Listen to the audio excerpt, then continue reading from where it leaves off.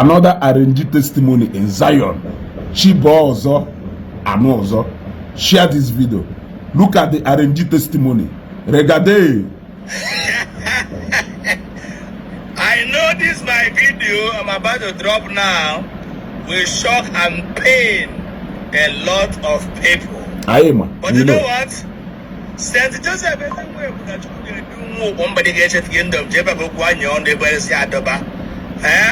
I don't send anybody. Always. No I don't send. apologies. Send their apologize. I want to drop this testimony here because now I've been wanted to drop this testimony in the ministry, but crowd too much. I strive and I wanted. I even called Akozai and said I don't want testimony. But crowd too much. So let me use this my social media handle to drop this wonderful testimony. Testimony I goes like this because they would never get a answer to their draw and verify. Go and verify. Testimony with verification. This testimony goes like this. Back under the you know, I was once fighting the evangelist Ebuko. Oh, she got back. It's what the Igbo Rants. Igbo Rants. They confirm. Confirm. It's on Wemba. Also Wemba. Saul. Message naked. Not about to open Toro to Paul. Mano, she got to Saul again. Oh, gonna Saul again. I know some people will not understand. Some people will not believe. They will not believe you. Then insult on me. Yeah. It's none of my business. None of your business. The most important thing is that God in heaven touched me. Like I said again, this testimony. Last year, December, yes, November ending, about the first week of December. I don't know, open heaven. For those of you who follow Zion Prayer Ministry, December open heaven. I don't know, open heaven one certain night. Yes. Evangelist Ebuko be there, baby. Yes. That time, I be encounter. Yes. I be encounter. Yes, Omaham. Often lose or maram on a better name of that open heaven. He made mention of Chinedu, which is my name. Yes. There is a guy from Anambra State. His name is Chinedu. Yes. Okay, my celebration. Okay, one or na December ending of December. Now get way here one or and I plan to go with my dad. I got Thanksgiving, which my dad, I get a Thanksgiving on that 1st December before Jpac Abani. My dad got Thanksgiving. You know, it is with Pechikoro, my mom and my parents. So, apart from Chinedu, born and then Thanksgiving, and gave me here. You know, I was wondering, say, well, maybe I am not the only one as a Chinedu. Nobody care about Chinedu Kim. But even at open heaven. Or that was in a no one I was in Hangoria. Now that I was still be very careful. Na January. Carry on January. Carry when he bought one of Fabri January. Carry when he bought that to lay na January. You know, it's in the Adam say, well, I think I took that prophecy as they have just instead of well,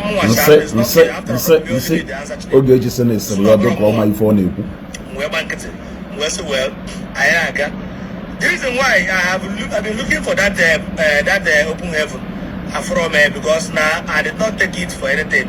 I didn't download it. And even I know that this thing will happen, I would have downloaded that. I just check for the testimony. Sorry, not testimony, the prophecy, I mean to say. I now got Gagido Urute na January, or na one of Christmas. I have a one of Christmas na 25 December. Those are the free. But before that 25 December, I don't know 23 was Sunday.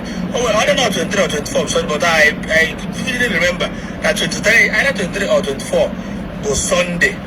Because all the December 25 died on a Monday. So I went to church service on that Sunday. Because that night, yes, not 24. That night, Yabo crossover, Yabo 25 night now, you know. Emmanuel can on a church. When you want to change that testimony, because when we testimony to be in time may be yes, crowd too much. I know the moon. Whenever I check the testimony, crowd, even if I call to testimony, that people will not give testimony again. Let me cut this thing short because I can who it was Webido. This is the prophecies Webido. I don't know, evangelist will be bomb on the altar. I don't know whether camera recorded it, but on my camera recorded it, they will see me. I bought ceramic oil. I know many people will say, after all, no money they send me. I don't know, whatever you believe. Many people stay on that. If you say many people, as go on money they send me. The anointing oil. Money they send me. Why I didn't my own anointing oil? It's still on my car here. Let me know where I will see it. Manuel Jesini, according to him, as no way for now. All this ceramic oil councils are but I'm still using it. If I don't buy my own. Yeah, with a microphone, yes, the weapon microphone, no, where I'm sim that's now with attack. One national travel say, yes, I said I'm with the careful. Now when I attack, then when they hear Ruju, then when they hear Baba, move the very careful. That people are not happy with me. But now today, Lord, I cancel every evil plan of the enemy. Mwa broke on 25th in Bible song. No, we not dress them. Nobody more than they could not call. Muna just man so the motor with TMC Kadina and my boy Ikri. I don't had a train motor because here my motor to I move for travel now, but I put every 3:30 a.m. to 4. I got a convoy. And everybody Saga myself, Mama Port School, tire and bend there, shock was a bend there, motor and chain my boy and car one sign. I back a Rocha motor. Change the charge of Zochog or for Naba East. Everyone's now about it. I seem to say that one is not enough. But we're on 9, a day I will never forget. We're on 9 January. We're about Nihala. I'm on Nihala. We're the horrible MC Inside Life. I pay fine 411. Dear Jpac. Boy, I'm a photo dress here. Can you me on kitchen? I saw the Nihala. I am on Ala. We are opere, we are supere, we are superior. I know I have already 2 o'clock, 2:30. I don't got people now, but I have a big man, and I don't need a walker. I have walker. I won't die forever. That's a close home, so one didn't know why. And they, Papa Muddy. No, ta.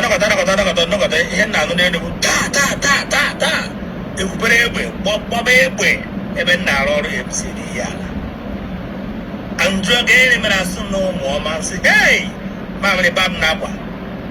I hate my microphone, Naka, where with the wisdom. All I know is that now, how much pussy may find me. Where wisdom, see my boy say, because Jana didn't want to pay. Who didn't want to pay with Jona Wabo, that's Boja Abo Moma. Emmanuel was never under to rest the ham or any poop. Now I'm going to have, but let me just cut everything short. Nay, go hack a name. While baby had a bacharana. I hold on, Chichim and pay fine. All right, I am I was a one MC, and I said, because continue with this one, but we have I got I am a sad joke. Nanda, Nabata, my letter where I say. I'm a the idea, and I hate I from the years back of one day, one day, okay. My brother, to cut everything short, where microphone on Giaro, Puro, Punapodiro, Dina Winnie Carabata, everywhere in Abagara, where am I the ball in Lueba? I gotta say, see this microphone, I bet me character DJ. Where microphone so better one aka or the DJ Yamuto come on inside life. Papa Fanya. Where the carry me yala. but the way we also are checking point and diving and total. Man, and that's why I saw GLK no number. Chukitanyo. Baba break and checking point and diving. Bob on that, those who thought Bob breakers who Buaripa, Nikos, one was Okansi. All the guy is in the Rebara was him, Nanda was not on the house without him. Nasikeda guy with Jpac, Jpac, get him pay fire, happy ever.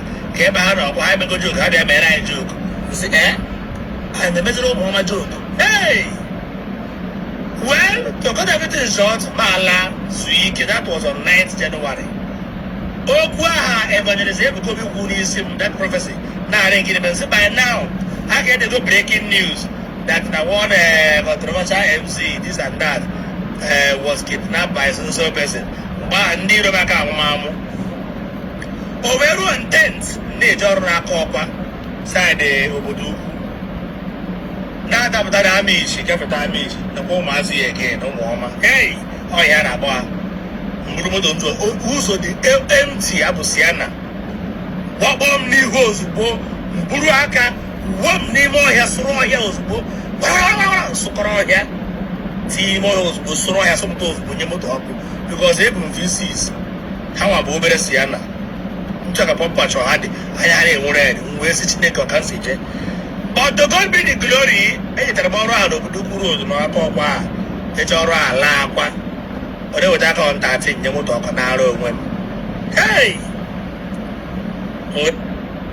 And this is the end of the RNG testimony and the prophecy. In order go, yeah? Every single thing open at this video. Now, call na church or be testimonial or we won't have any na church. Because I've been able to post through video of that woman, na Zion, where say na the girl, na the woman who a long time member of Zion. Now, when you follow Jpac, call them that testimony, no one na Zion allows you to get that testimony. No, okay. Mother, when you say na Jpac a member of has been a member of Zion. When you are not just Zion for 1 month or Zion for 1 week, I'll be 2 weeks. If you Uluhana analyze nonsense. Oti the video even what I want na church abegu. Ubolone ka video picture go Jpac never or who say no get that testimony. Mother has said that Jpac has been a member of Zion. Anako eko wewolo. Yeah? Is this RNG also? Could this be RNG? Olivoye one age we bere ese na ndem mother ya oh ngo puta na ekwu kita na Olivoye we fe jesinni. O changigo.